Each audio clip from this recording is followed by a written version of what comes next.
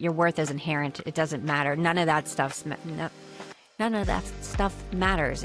Your worth is because you exist, and that's it. I hear a lot of people using this word all the time, is the word just, right?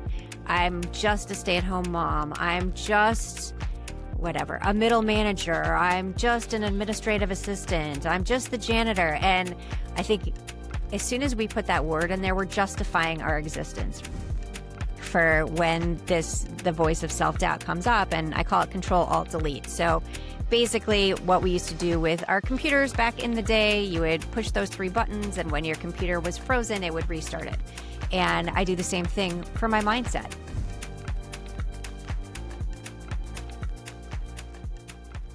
Simone Knego shatters the myth that purpose is only for the special few. She's an international speaker, TEDx presenter, and best-selling author of The Extraordinary, Unordinary You, a book that redefines what it means to matter. At 42, she climbed Kilimanjaro, not for glory, but to break free from self-doubt, a journey that birthed her transformative, real method. Mom of 6, co-host of the Her Unshakable Confidence podcast, and pioneer of kitchen table leadership, proving influence starts where you are. Simone, welcome to Unplugged. All right, Simone. So before we go ahead and get started, I am on a mission to destigmatize the human experience, #BeHuman.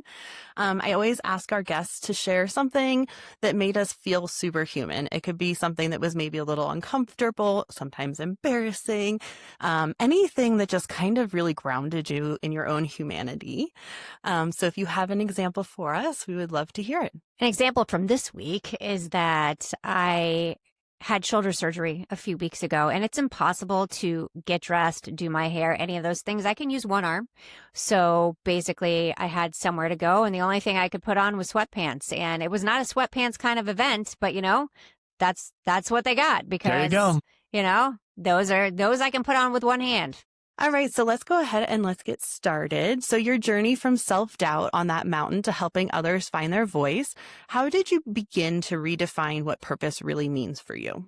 For a long time, I didn't really understand what my purpose was. So I have 6 children, and you would think, oh, that's your purpose, right? But I think it's more than that. I mean, for me, I tried many things over my life. I went to school for accounting, then flipped houses, then did medical sales. And what I finally realized was that I love storytelling. I didn't realize for a long time that I had a story because I doubted myself so much. And that change that happened to me made me realize, everyone has a purpose. You have to dig deep sometimes to figure out what it is. And that's what I had to do, because yes, my kids are my purpose as well. But in terms of, I think we can have more than one purpose, but I think beyond my family life, it is really helping other people see their value. And that's the journey I went on, because I didn't see mine for a very long time. So we got a bunch of questions for you today, and I'm kind of excited to hear from you on this. So you also have a book, The Extraordinary, Unordinary You. Before I jump into the question, can you tell us just a bit about the book? Yeah, so that's my first book. My second book actually comes out in February, which I'm really excited about as Congrats. well. Thank you. And what is it? That one's called Real Confidence, a simple guide to go from unsure to unshakable. And lots of stories. We'll probably get to my method later, but in terms of my first book, I was told for so long that, I went to school for accounting, and I never considered myself a writer, and really limited myself with the beliefs I had about myself. And one day I was giving a speech on a volunteer basis, and someone said to me, well, have you written a book? I was like, I'm not a writer. And I'm not a writer. I'm an accountant, right? I mean, and that's the moment I said, well, why am I telling myself that I can't do this? Try. And so the first book's all about realizing what you're capable of and recognizing that the little things you do every day matter. I love that. That's a great message. We'll do one more plug at the end for that one. Well, and a future one. So you have the book.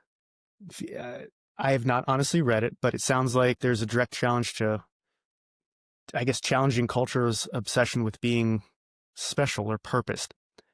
But what do you do when someone says to you, that's easy for you to say, I climbed a big mountain. I wrote a book, but they're sitting Tuesday morning just having their coffee, making breakfast, having difficulty showing up to life. What do you say to them? Well, I didn't do those things until I did, right? I mean, so I same kind of deal. I was limiting myself, telling myself that I wasn't capable of these things. So for a long time, I didn't do any of these things. And that's as soon as I dropped that facade of saying, I can't. yeah, I can't, right? It's really changing your whole perspective and your whole attitude, because the words you use matter so much. So if you don't want to do something, that's a different story. But as soon as you tell yourself you can't, that's what your mind's going to believe. And for me, that's what I would tell the person sitting having their coffee, struggling through the day. Yes, I do that on a regular basis. I struggle through my day. Still. And yeah, I mean, of course, I mean, every person does. It doesn't matter how much work you do. For me, I can quiet the voice inside my head because I've created like systems for that for me. But self-doubt pops up no matter who you are or what you do. You just have to figure out how to take that action even though it happens. And so that for me was Kilimanjaro. That for me was writing the book. I just did it anyways. Even if I'm scared, I'm doing it anyways, because for me, that's what really builds confidence, is the ability to move forward even when your brain is telling you, oh, you're not capable of this. You know, I think that a lot of times fear of failure is what stops so many people from actually just trying. And so not only just getting comfortable with putting one foot in front of the other and just trying to attempt to make something happen, but also being being comfortable in that discomfort that might come from that process, right? And I think this has also gotten worse with the internet because we don't see anybody's process. We just see their final result. I don't know. I always like to watch those reels where they're like throwing cards and it lands like on a basketball hoop or some random thing. You're like, whoa. And then you have to remind yourself that probably took them like 6 years to get to that 10-second video, right? Like, but if you never try, you'll never know. So I think you have to just have that mindset. And again, for a long time, I did not have that mindset. I feared failure. And now I embrace failure because that's how you learn, right? I mean, think about babies when they're learning to walk. How many times do they fall down? You just keep going. But as adults, we're like, ooh, we can't do that. We might fail. And that's how we grow as humans. That's how we expand anything we do in our lives, is by trying. What's the very first step then? Like, what's the very first step you would say for someone who's like, I'm kind of stuck, I'm not going where I want? What do you tell them? Yeah. I mean, first thing is, what do you want? It's the question is, what do you want? Which is a very hard question for a lot of people to answer, because so often we're just going from point A to point B and we're doing what we think is expected instead of taking a step back and saying, okay, what do we want? What do we really want? And a lot of times I look at people and they set a goal, and this is why I never like New Year's resolutions or, okay, I'm going to do it on Monday. Do it right away, right? It's really about taking that action, because as soon as you say to yourself, well, I can wait until New Year's to do it, it means you don't really care enough about it to make it happen. So yeah, do it now. Like, set the goal and put in the work, because we set goals all the time, but we don't follow through. And a big part of building confidence is keeping the promises you make to yourself. And that is very true about setting any kind of goal, but you have to want that goal. Because again, we do so many things just because we think we have to, instead of asking that question, what do you want? You were just talking about people need to start with, what do I even want? Do you find sometimes people have a hard time even identifying what they want? Like even stepping further backwards, what do you want? And they go, I don't know. I have no idea. Okay. Let's go back to when you were a kid, right? What was the ultimate dream as a kid? I wanted to be an actress, right? I mean, that was my thing. Didn't happen, but that thought of the astronaut, or so if there was no barriers, what interests you, right? And what are you good at? So I think it's a combination of looking at what your interests are, what you're good at, and what did you want in the past that you just never did because you didn't think you were allowed to. And that kind of starts the conversation, and then you go from there. I mean, there's a lot of steps to it, but that's kind of like the basic part of it. I think innately a lot of us have this understanding of what our purpose could be. I think sometimes we have a hard time like figuring out how to mesh it with our lives or our career paths or our passions and our abilities and all these other things. But I do think if that's like our ultimate goal in Maslow's is to get to purpose, sometimes that's a space that we can start from to get us there, right? Yeah, absolutely. And when we talk about that voice in your head that tells you can't do things. So I created my little gimmick for when the voice of self-doubt comes up, and I call it Control Alt Delete. So basically what we used to do with our computers back in the day, you would push those 3 buttons, and when your computer was frozen, it would restart it. And I do the same thing for my mindset, because I do get stuck sometimes. We get spinning and you have this thought, oh my gosh, what if they don't like me? Or oh my gosh, what if I'm going to mess up this speech, whatever it is. And so the control is it's the awareness of that. When this thought comes in your mind, is it real? Like, is it real? Is it, come on, is it valid? Not. Yeah. Is it worth like exploring it? No, get rid of it. And understand that you have control over that part. Like, the thought is going to come into your brain, but you have control to say, wait, this is not real. Then the alt is choosing an alternative perspective. So instead of saying I can't, it's I can, or what if I fail when I succeed? So, and again, there's lots of science behind the way you talk to yourself, how it changes how you feel about yourself and how you move forward. And the last part is delete. Delete the comparison game. Delete the idea that you're not good enough, because all of these things are just bogging you down. They're weighing you down. And it's just like a computer. When something isn't working, what do? You erase it off of there. And it's the same thing with your mind, because if we constantly say to ourselves that if we can believe all the negative things that we say to ourselves, why can't we believe the positive things, right? So start saying the positive things, because they're true, and that's what matters. Sometimes I like toy with that thought in my brain. I'm like, I don't know, Erin, maybe there's other things you can control. But ultimately, we are the only ones who can control our own thoughts. And so really making sure that we're making our thoughts kind is so important. The other thing I want to talk about too is neuroplasticity. And the more we can train our brains to think this way, the easier it gets, because those connections in our brain is happening every time we do this work. And so now for me, I've done this work for so long, it becomes habitual. I don't ever get into that like negative mind frame about myself. I always go into like this growth space of like, that's okay. We messed up. Don't do that again, Erin. That was not great. Let's try this next time, but never shaming myself, never shoulding myself, When I first started this work, it was hard, right? Did I really want to look at myself in the mirror and say I am statements to myself, tell myself how beautiful I am, how smart I am? Did I really want to do those things? Did I find it kind of ridiculous? Yeah. But let me tell you, it's so easy now, and it works, and it's much quicker. Yeah. I grew up in a screaming household. And so by default, when I am triggered and I am in a trauma brain, I tend to be a screamer. It is not who I want to be when I am in a regulated space. It is why I checked myself in so I could figure out how to solve that issue.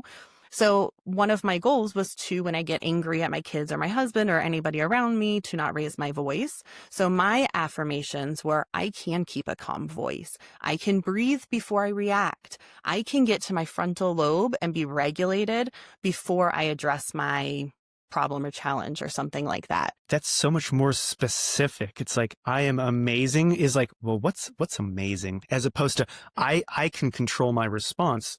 That's quantifiable. And it also, like, I don't know. I feel like affirmations become so like inauthentic so often, where it's really about the superficial stuff, your body or whatever. And then the other thing I always tell kids too is put it in the places where you need it to live. So like if it's a goal for school, put it in your planner, if it's a social goal for your friends and peers, put it in your locker. If it's maybe a social goal for friends and peers, again, maybe it goes in your lunchbox so that's where you remember. Maybe it's like the anxiety of being in the lunchroom is really overwhelming for me. So I can just put myself a little post-it note in my lunchbox that says, Erin, it's okay. You can breathe, and you are great at being friends with people that you don't necessarily know that well, and whatever the challenge is, right? But again, if we want it to be habitual and we want to really change our mindset and our thinking patterns, I think we have to make it something that's grounded and rooted in personal goals that we're seeking to improve. Yeah, I love that. And I think that for a lot of people, they just need a place to start, right? So if you do something basic at first and then really get down to the details of what you really need, because it is about you specifically. It's not about what anybody else needs to hear. It's about what you need to hear. 100%. So before we get to your method, it's called the real method. I do have one more question on Kilimanjaro. How did this come about? What was the process like? And then I'm going to hand it over to Erin and she can kind of go through more like the specifics of your process. Yeah, absolutely. So I am not a climber. I have gone camping a couple of times and I was asked to do it by a friend. Basically, he had climbed Kilimanjaro the year before with the Livestrong Foundation. And so I love the fact that we were raising money for a charity. But basically, he asked my husband, and the way I tell the story is my husband said, 1, 2, 3, no, thank you, call Simone. And he's like, that's not exactly what happened. But I said yes. He called me and I said yes. And so much of my life, I would call myself the yes girl. I would say yes because I was a people pleaser, that I didn't want to disappoint anybody. So in that moment, I think I really needed that yes. Like that was a yes that I thought maybe this could be life-changing for me, right? Something completely out of my comfort zone. And that's what happened. I trained for 6 months. There were 16 of us. I didn't know anybody on the team. And not only was I hiking with 15 other people, but I also had a tent mate that I hadn't met before. And when you talk about leadership, really, leadership on a mountain is such a cool experience because, when you're in the boardroom, right, you got to figure out how you work with people. When you're hiking up a mountain that's over 19,000 feet, you got to figure out how is it going to work, right? If one person can't make it, do we all stop? If one person needs help, how do we help? What do we do? And so it was a really great experience from that standpoint as well. But it was life-changing for me in terms of how I saw myself, right? Because before that, I would have said, oh, I could never do that. I can't, no way. And now like I said, I ask myself if I want to. If I want to, great. I can definitely do it if I set the goal and put in the work. But if I don't want to do it, I'm not going to spend the time. I'm not going to waste my time doing something that I don't want to do. For reference, for those in Colorado, we have 14ers here. I looked it up while you were talking. 19,341 feet. Don't short yourself those last 341 feet. The 341, that was the hardest part. Let me tell you. I believe it. That last bit. That's why I gave you that extra credit for that one. Thank you very much. That's Thank a you lot. very much. Every inch counts. So the real method came out of that experience. Can you walk us through, but maybe for parents who are listening and are feeling like their bandwidth is just at capacity and they really don't have time for these kinds of things. Can you just kind of explain the real method for us? Yeah. So it really came from understanding how I changed the way I saw myself. I wanted to be able to create something repeatable for other people. And I'll tell you first what it stands for. So obviously it's an acronym. So respect yourself, embrace your failures, ask yourself what you want, and live without limits. And I started with respect yourself. Well, first of all, I like the word real because I think we all need to be real, right? There's too much fake out there. But when I was younger, I was taught to respect my peers, my elders, and never once do I ever remember being told that the most important person to respect is yourself. And so that's why I started there. And it is so important and so true because if you don't respect yourself, how do you expect someone else to respect you, right? If you don't set clear boundaries, if you don't do self-care, if you don't say no to the things that don't serve you, right? You just go through life and you're miserable because nobody else is looking at you saying, oh my gosh, she has it all together. It's more like, oh my gosh, she looks miserable all the time. The second part, embrace your failures. I mean, that in itself, right? Failures are bumps in the road, right? You fail forward. You look at what happened and you figure out how to do it differently next time. Or if you want to do it again, right? But it's not a stop sign, right? here, let me try this instead. And here's what I learned from it. But we're so afraid of failure that typically it's like, okay, this is the end, or I'm not even going to try because I'm so afraid that I'm going to fail. And again, going back to the baby thing, you just keep going.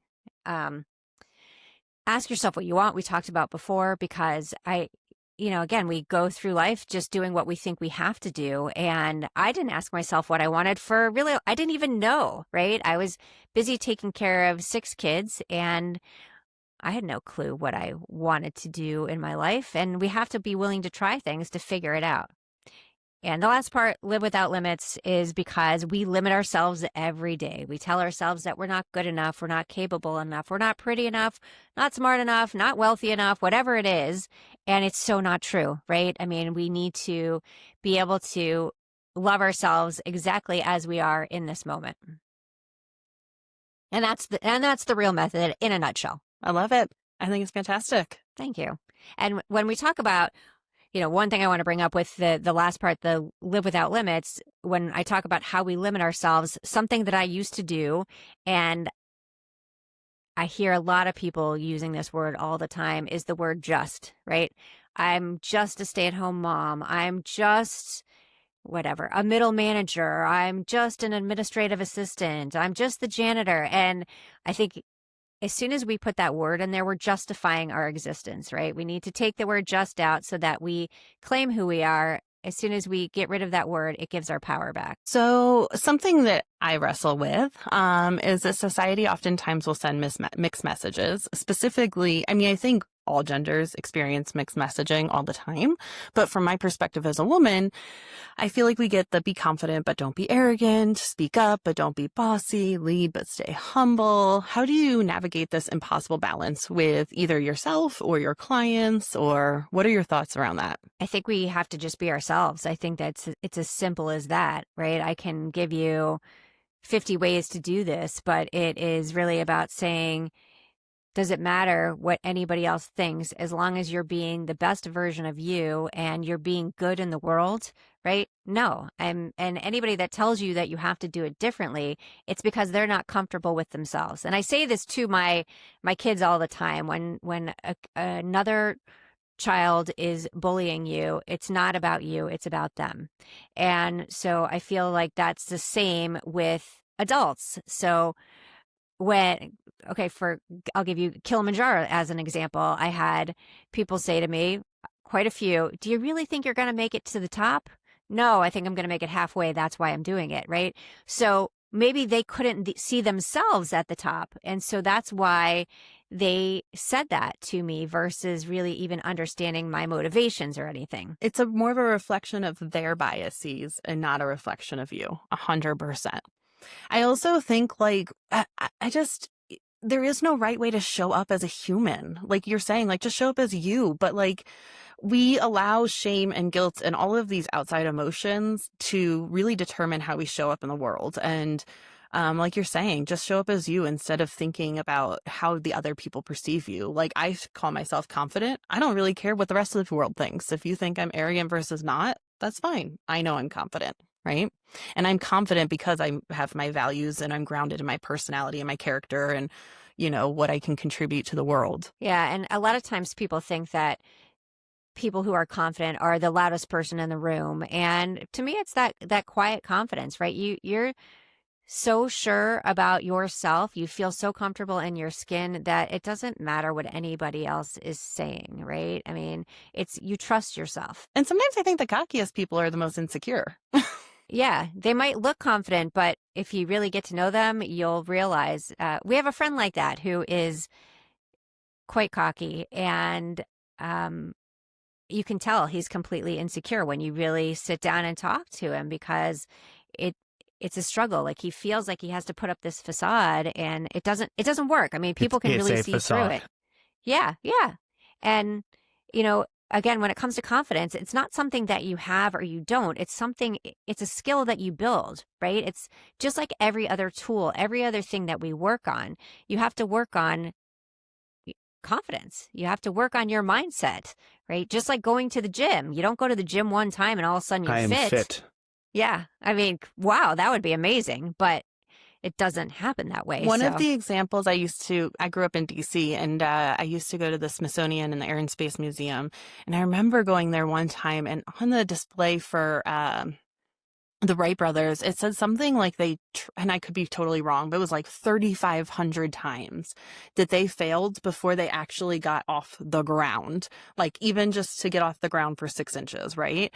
And so I use that example all the time in that if those two people really just got stuck in their failures, our world would be so completely vastly different, right? yeah, I think, when we talk about as you go through life and when you say to yourself that you're not enough, you're not good enough, whatever it is, when there's a story I like to tell about a woman named Colleen Barrett. So she started off as a legal secretary. She worked for the head of Southwest Airlines, Mr. Kelleher, and when we talk about this actually kind of goes back to the person sitting at the table drinking coffee and not sure where to even start.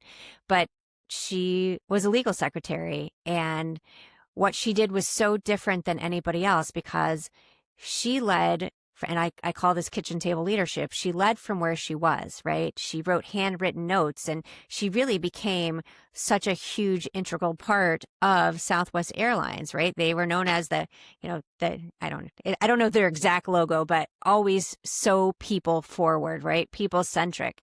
And she ended up becoming the president of Southwest Airlines, the first woman of any airline, first woman to become a president of an airline. And she started where she was, right? She was a legal secretary, and she worked her way up by being who she was, not by changing who she was. And so for her story, I love her story because to me, it says you can start wherever you are. And if you set a goal and you put in the work and you just be yourself, you can accomplish whatever you want to accomplish. And the other thing too is like, your purpose might be somewhere down that path, but the path might not be very smooth. People always say to me, I was in a school shooting, and people are always like, "Oh, I'm so sorry." I'm like, I mean, it sticks for sure. I'm not going to sugarcoat that, but I do feel like I was meant to be because I am such a problem solver through and through. And so a lot of my 15 years in education was really challenging, very stressful, lots of trauma and various challenges in there. And sometimes, when you look in just this moment of our timeline, you can get stuck in like, what did I accomplish? What am I doing?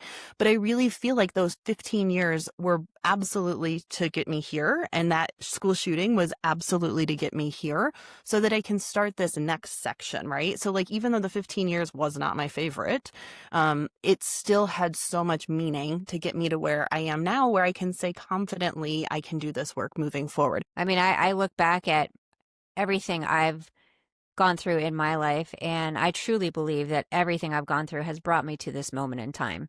And even when I think about, my abusive boyfriend, right? I mean, that moment really brought me to this moment in time where I feel like I can talk about this and I can help other people based on my experience where, I mean, at the time I was like, oh my gosh, there's no purpose for this, right? Well, that's not true. I mean, so I truly believe what you're saying. So I went to college thinking I was going to be a doctor. My mom's a doctor, or my dad's a doctor, my sister's a doctor, my husband's a doctor. I really was sure I was going into medicine. And then I took organic chemistry and I failed it. And then I took it again and got a D. And that was kind of the end of that. And I could have had the mindset of just a failure, right? But it was kind of like that wasn't meant to be. And I have people ask me, do you regret not going to medical school? No, because that's in the past. It's already happened. It's done, right?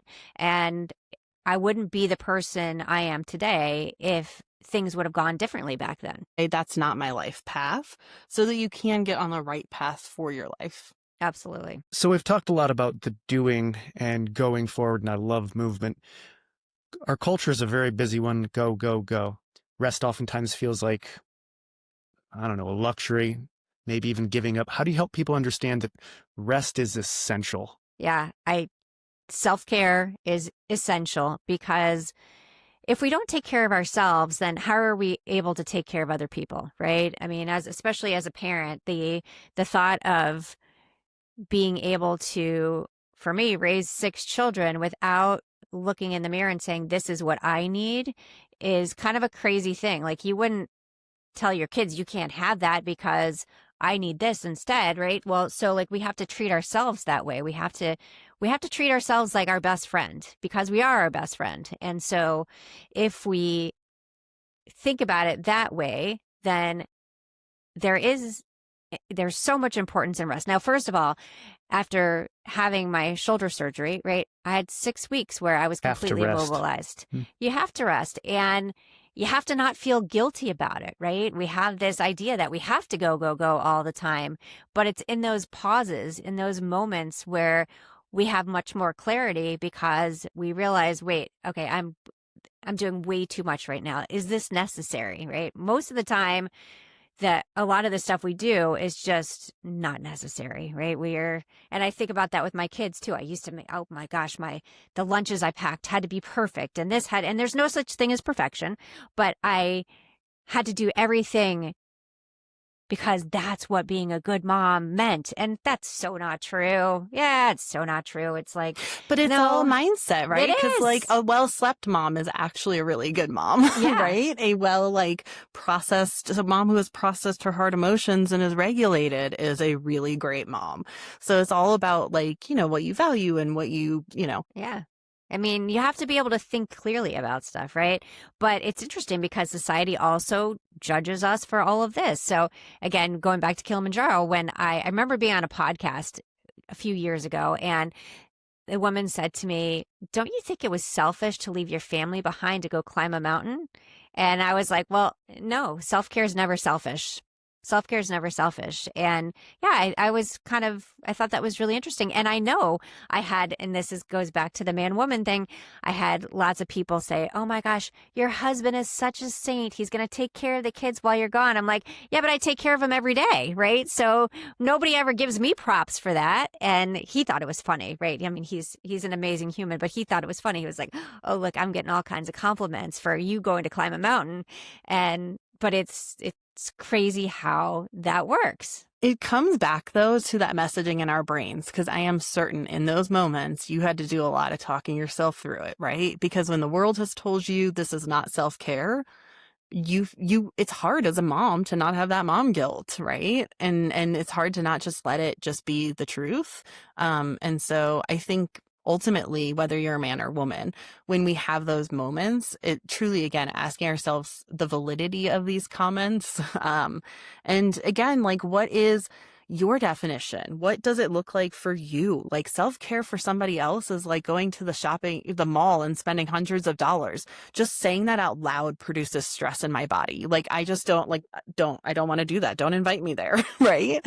And so again, like, how we process the things that people say on the outside is so important for our own mental health. And also when we think about when we're being judged for something, which again, I don't listen to this anymore. I did for a really long time, but for that example with Kilimanjaro, I thought to myself, what an example I'm setting for my kids, that if you set a goal and you put in the work, that they can see it happen. Mm-hmm. And they were like so proud. They didn't look at it like, oh, she's gone. They're like, oh my God, this is so cool. They weren't like, my mom's leaving me and abandoning me. No, it was never like that. And so I think that's another thing we have to remind ourselves of, is that we're modeling what do we want our kids to be able to do when they grow up? We want them to be their best selves, right? We really want them to do the things that they want to do. And you have to model, right? I mean, modeling matters more than managing. So when you're constantly showing up as your best self, what do they see? Now, for a long time, I wasn't. I had an experience once where the way I used to talk to myself in front of the mirror was not, and again, this was body shaming, but my daughter, so I have a podcast with my 22-year-old daughter. She was about 15 at the time, and she walked in and she said to me, I was tearing myself down. I was going to an event. I wasn't fitting in my clothes, and I was just being really mean to myself. And she walked in and she said, first of all, you're beautiful.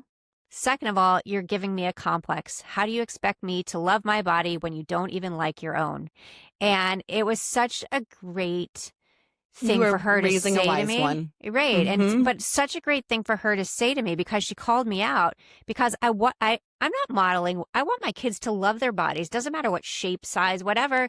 I want them to love their bodies, but I wasn't there yet. And so her calling me out really made me realize, well, I'm not just being mean to myself. I'm affecting the people around me. I think the nuances of that is so challenging for humans, though, is like the nuance of language and the nuance of like that generational cycle and generational trauma. And um, it's so it's not something that we consciously think about. It's such a subconscious thing, and it's such like defined by very specific words, like you were saying, just. You have to be willing to really examine every word and really do a lot of self-examining to do that work, though. And that's hard for humans. You know, a lot of people use the word enough, like I'm enough. I don't think enough is enough. I think it's when we talk about ourselves, I'm more than enough, right? It's enough feels like it Enough sets the still bar. sounds degrading. Yeah, Like, you're ugh. setting the bar kind of low. So Just that's why I enough. think, yeah, I think that's why our words really matter because the neuroplasticity, our brain believes it, right? So if we're just saying, oh, I'm just enough. I would also say my biggest takeaway as a teacher is that parents don't realize how impactful their words are. I mean, kids will tell you everything. Sometimes you're like, I don't think your mom would want you to tell me that. I think you should stop telling me this story, you know, about your whole closet, your mom's closet on the front lawn. I don't think she wants me to know that, you know. But on the flip side, you do hear like how these one word changes when we say them to our kids can make the world of a difference. And I think that was my biggest takeaway after my career was really like, how can I make it so adults can understand how much those kids are literally soaking up every word? Just the word good or bad, right? I mean, using bad for a kid, that you can give them redirection, but as soon as they think they're a bad kid, then there's actually studies that show that you become like when you're as a juvenile that if a child is called a juvenile delinquent, then that sets them down the path to being a juvenile delinquent. I mean, not every single kid, but it's a much higher percentage. I don't remember the statistics offhand right now, but it's crazy when you think about how impactful as an adult your words are on children, on other people, on yourself. And also like tone of voice, body language. I mean, that's like 80% or whatever of our communication, right? And so even just thinking about your example, good versus bad, I can still say like good, but in a negative tone, and my kids will be very receptive to that negativity. Yeah, we always say it's not necessarily what you say, it's how you say it. And my husband I don't even remember what he said in the car the other day. And he's like, that was the wrong tone of voice for that. I was like, yeah, you kind of sounded like you're upset. And I have no idea why. He's like, yeah, it wasn't meant to come out that way. But, someone from the outside would have heard that and think, oh my gosh, they're having a fight. But What a great repair even that was. But that's a huge distinguishing factor that's really minute and really like nuanced and hard for us as humans to even identify in ourselves. We take everything so personally when it's really not.